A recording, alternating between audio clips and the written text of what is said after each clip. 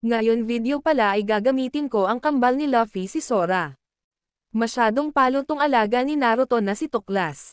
Sa part na to hindi ko inaasahan na dito dadalaw ang dalawang kumag kaya mabibigyan ako dito.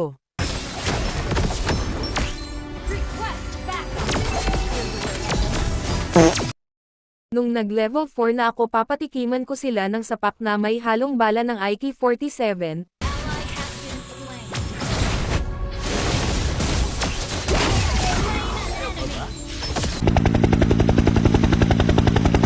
Tamang abang na lang ako dito sa bush ang maswerteng dadaan uuwi ng kanilang base at ang swerte ng nakakuha ng jackpot si Carmilla.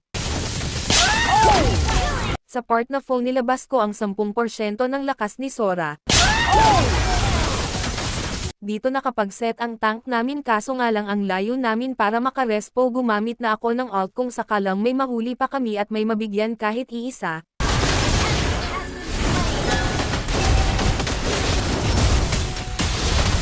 Nakakagulat tong si Guinevere na di mo alam kung naglag ba or kinabahan kasi late nag-alt.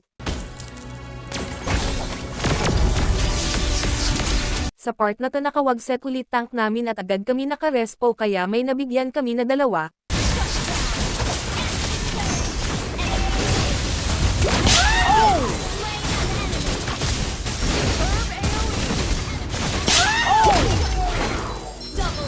Sa part na to sinubukan ko mag-set para ma-end na namin sa laking swerte nakahuli ako ng 3 body este kalaban.